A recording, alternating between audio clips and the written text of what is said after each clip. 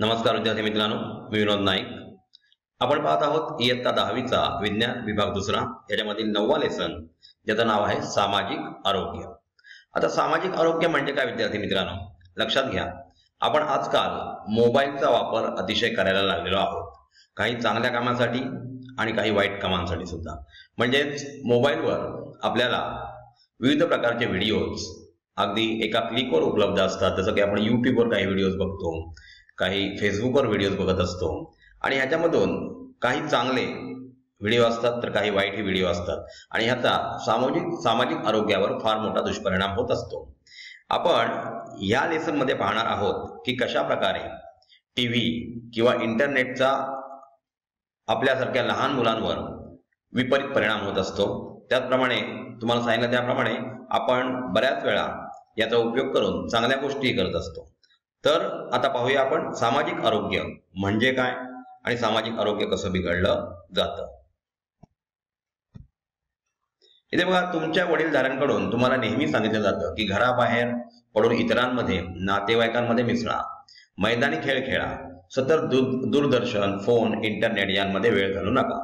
विद्यार्थी मित्रांनो, लक्षात घ्या, असं घरोघरी आपल्याला ऐकायला मिळतं. आपली आई किंवा आपले वडील आपल्याला सांगत असतात की आपल्या इथे आलेले नातेवाईक आहेत त्यांच्याशी तुम्ही मनमोकळेपणाने बोला किंवा मैदानी खेळ खेळा, त्याच्यामुळे तुमचा एक्सरसाइज होईल.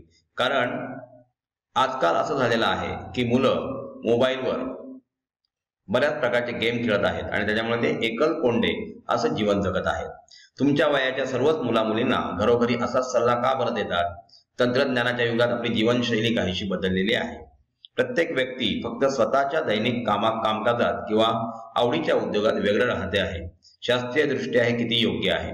विद्यार्थी मित्रांनो, लक्षात घ्या की अशा प्रकारचे सल्ले आपल्याला आता का दिले जातात? पूर्वीच्या काळामध्ये मुलं बाहेर मैदानी खेळ जसं की क्रिकेट आहे, कबड्डी आहे, व्हॉलीबॉल आहे किंवा फुटबॉल आहे, अशा प्रकारचे खेळ खेळायचे आणि त्याच्यामुळे त्यांचे मानसिक आरोग्य त्याचप्रमाणे शारीरिक आरोग्य सुद्धा सदृढ राहायचं. आपल्याला माहित आहे, आपल्या शाळेमध्ये पीटीचा एक तास असतो, ज्याच्यामध्ये आपल्याला ग्राउंडवर नेऊन आपल्याला खेळायला दिलं जातं. लांब उडी, उंच उडी अशा नाना प्रकारचे गेम्स खेळ आपण खेळत असतो आणि आपला एक्सरसाइज झाल्यामुळे आपलं मन सुद्धा शांत राहतं आणि आलेल्या डिफिकल्ट प्रॉब्लेमला आपण फेस करू शकतो. परंतु आजकालच्या युगामध्ये नैराश्य वाढलेलं आहे. हे नैराश्य का बरं वाढलेलं आहे? तर आपला इंटरनेटचा अतिवापर किंवा टीव्ही व्हिडिओज यांच्याकडे आपला जास्त लक्ष वाढलेला आहे. पहा, तुमच्या वर्गातील मित्रमैत्रिणींचे आठवडाभर निरीक्षण करून पुढील गटांत त्यांचे वर्गीकरण करा. याच्यात पहिला गट आहे तो म्हणजे सर्वांशी भरपूर बोलणारे, त्याच्यानंतर कामापुरते बोलणारे आणि अजिबात न बोलणारे. लक्षात घ्या, काही मुलं जे असतात ते टॉकेटिव्ह असतात, म्हणजे त्यांचं जास्तीत जास्त बोलणं इतर मुलांशी होत असतं. काही फक्त कामापुरतेच संभाषण करत असतात तर काही मित्र स्वभावी असतात, म्हणजे अजिबात न बोलणारी मुलं असतात. आता वरील प्रकारातील विद्यार्थ्यांचे मित्रमैत्रिणी कोण आहेत याचीही नोंद घ्या. तुम्ही स्वतःवरील कोणत्या गटात आहात हे पण शोधा. म्हणजे आपण भरपूर बोलणारे आहोत का, की आपण फक्त आपला स्वार्थ साधण्यासाठी कामापुरतेच बोलतो, किंवा आपण अजिबात बोलत नाही, फक्त दुसऱ्याचं ऐकून घेतो आणि आपला अभ्यास करत असतो. याच्यापैकी कोणत्या गटामध्ये आपण येतो ते आपल्याला काढायचं आहे. इथे पहा, सामाजिक आरोग्य म्हणजे सोशल हेल्थ. आता इथे आपल्याला या तक्त्याचं निरीक्षण करायचं आहे आणि विविध घटकांचा सामाजिक आरोग्याशी कसा संबंध आहे याच्यावर चर्चा करायची आहे. विद्यार्थी मित्रांनो, लक्षात घ्या, सामाजिक आरोग्यावर परिणाम करणारे घटक. शिक्षण याच्यामुळे आपल्या सामाजिक आरोग्यावर कशा प्रकारे परिणाम होतो? म्हणजे आपण शिक्षण घेतल्यामुळे आपल्या आजूबाजूचा परिसर आपण स्वच्छ ठेवतो किंवा कोणाशी कसं वागावं, डिसिप्लिन मध्ये कसं राहावं याच्याविषयी आपल्याला शिक्षणामुळे याचा चांगला परिणाम आपल्याला होत असतो. आर्थिक स्तर सामाजिक आरोग्यावर परिणाम करणारा एक घटक आहे बघा, आर्थिक स्तर. आपली परिस्थिती कशी आहे, आपली परिस्थिती चांगली आहे, आपला आर्थिक स्तर उंचावलेला आहे की कमी उंचावलेला आहे याच्यावर सुद्धा आपलं सामाजिक आरोग्य अवलंबून असतं. म्हणजे इतरांशी आपण कसे वागतो ते ह्या गोष्टींवर अवलंबून असते. उद्याने म्हणजे आपण उद्यानामध्ये जाऊन जर आपण खेळलो, तिथे बागडलो किंवा उद्यानामध्ये फिरलो तर आपल्याला तिथे फ्रेश हवा मिळते आणि आपलं सामाजिक आरोग्य चांगलं राहण्यासाठी प्रयत्न होतो. आजूबाजूची सामाजिक व भौतिक परिस्थिती, आपण ज्या परिसरात राहतो तो परिसर कसा आहे, तिथे आजूबाजूला कशा प्रकारची लोक राहतात, त्याप्रमाणे त्याचा परिणाम आपल्या सामाजिक आरोग्यावर होत असतो. परिसराचे सामाजिक वातावरण म्हणजे तिथे नेहमीच भांडणं होतात का, किंवा तिथे नेहमी एकमेकाला हेल्प करणारी लोक आहेत किंवा कशा प्रकारची लोक आहेत त्यानुसार आपण घडत असतो. निवासाचे ठिकाण म्हणजे तुम्हाला सांगितलं की आपण झोपडपट्टीमध्ये राहत असू तरीही चालेल, परंतु आपल्या आजूबाजूला जे घटक असतात ते कशा प्रकारे मॅनेज केले गेलेले आहेत, आपलं त्यांच्याशी इंटरॅक्शन कसं आहे, आपण त्यातून चांगलं काय घेतोय आणि वाईट काय घेतोय, आपण कुठेही राहत असलो तरी आपल्या अवतीभोवतीची परिस्थिती आपण बदलू शकतो. पाणी म्हणजे पाणी हे कशा प्रकारचं वापरलं जातं, त्याच्यामुळे रोग पसरतात, त्यामुळं पाणी स्वच्छ गाळून घेतलं गेलं पाहिजे. ज्या परिसरात आपण राहतो त्याच्यामध्ये पाण्याचा सामाजिक आरोग्यावर फार मोठा परिणाम होत असतो. पाणी जर अशुद्ध असेल तर विविध प्रकारचे रोग याच्यातून पसरत असतात आणि त्याच्यामुळे पाणी हा एक महत्त्वाचा घटक आहे. स्वच्छतागृह आपण कशा प्रकारे वापरतो तो सुद्धा परिणाम सामाजिक आरोग्यावर करत असतो.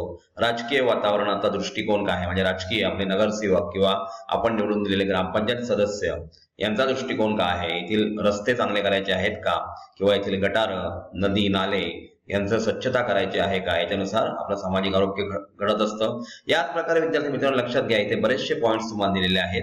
याच्याविषयी आपण आपल्या नोटबुक मध्ये सामाजिक आरोग्याविषयी लिहून घ्यायचं. आपल्याला कोणती डिफिकल्टी आली तर तुम्ही आम्हाला या ऍप मार्फत काही प्रश्न विचारू शकता आणि तुमच्या प्रश्नांची उत्तरं आम्ही तुम्हाला समजेपर्यंत देत असतो.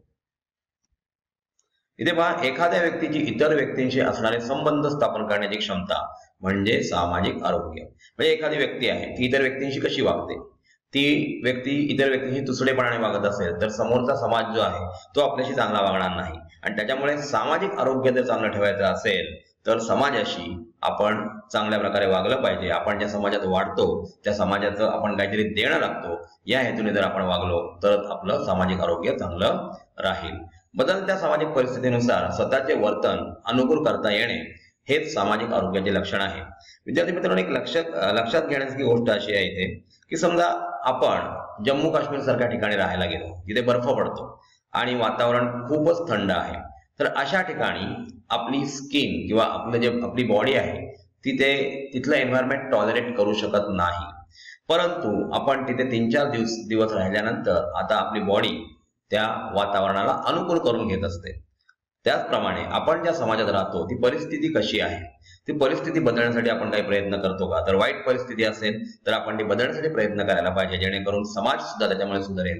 तर बदलत्या सामाजिक परिस्थितीनुसार स्वतःचे वर्तन अनुकूल करता येणे हेच सामाजिक आरोग्याचे लक्षण आहे. जसं मी तुम्हाला एक्झाम्पल सांगितलं की आपली बॉडी हिमालयात गेल्यानंतर बॉडी टेम्परेचर ऍडजस्ट करते आणि आपण तिथे राहण्यायोग्य होतो, त्याप्रमाणे आपण सुद्धा आपण असलेल्या समाजामध्ये आपण राहण्यायोग्य आपली परिस्थिती करून घ्यायची आहे.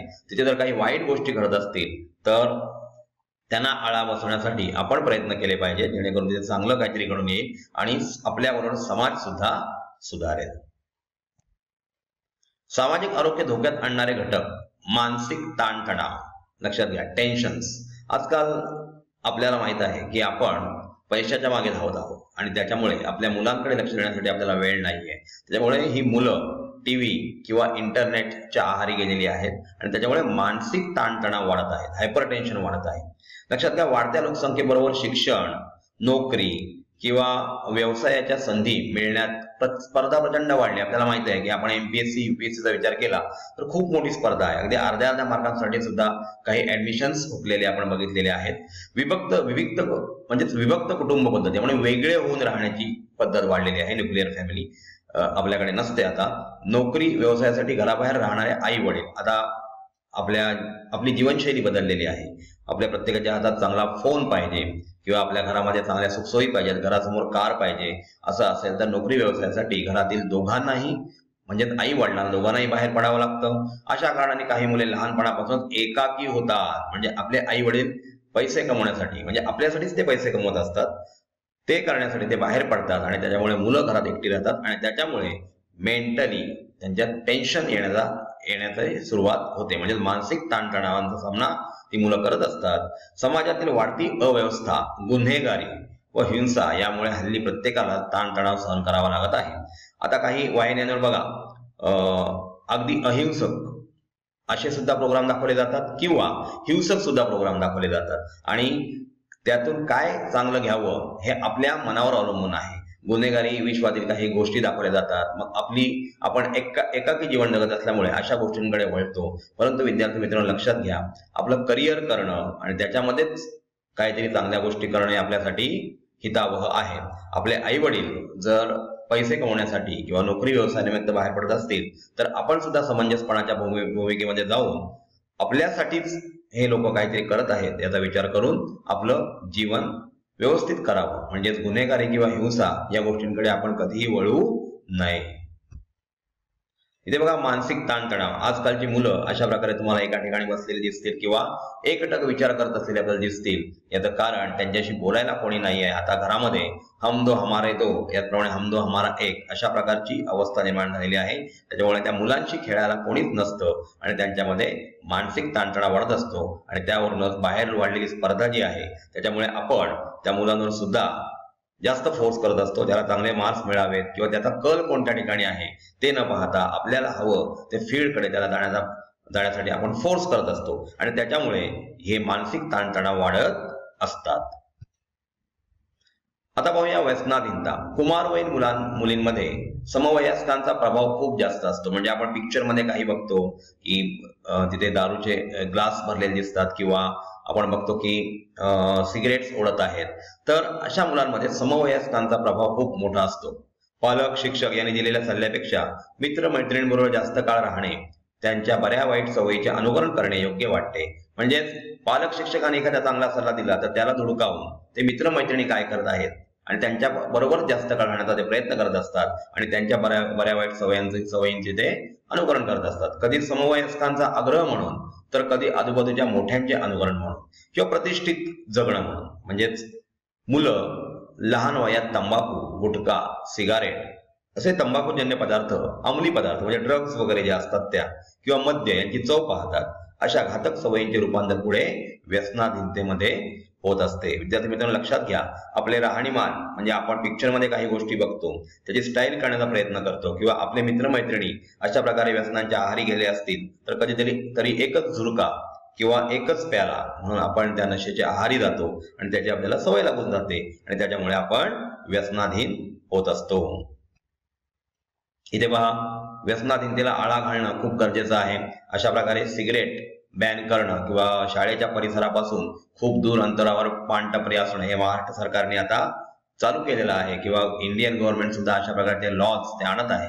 इथे बघा, आपल्या पिक्चरमध्ये दिसतंय की सिगरेट स्मोकिंग करताना किंवा ड्रग्स घेताना ती मुलं दिसत आहेत. तर अशा प्रकारच्या गोष्टींपासून मुलांनी सदैव लांब राहिलं पाहिजे.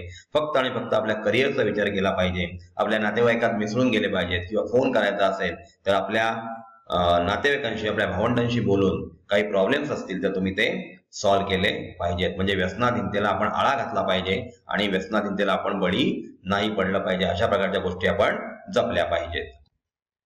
इथे पहा विद्यार्थी मित्रांनो, आपण या सेशनमध्ये सामाजिक आरोग्यावर निरनिराळ्या घटकांचा कसा परिणाम होतो याच्याविषयी पाहिलं. त्याचप्रमाणे आजकालच्या मुलांमध्ये व्यसनाधीनता का वाढलेली आहे तर त्या व्यसनाधीनतेला कशा प्रकारे आळा बसवायला पाहिजे, एकलकोंडी जीवन जगल्यामुळे त्यांच्यामध्ये कशा प्रकारे नैराश्य आलेलं आहे याच्याविषयी सुद्धा आपण या सेशनमध्ये पाहिलं. धन्यवाद.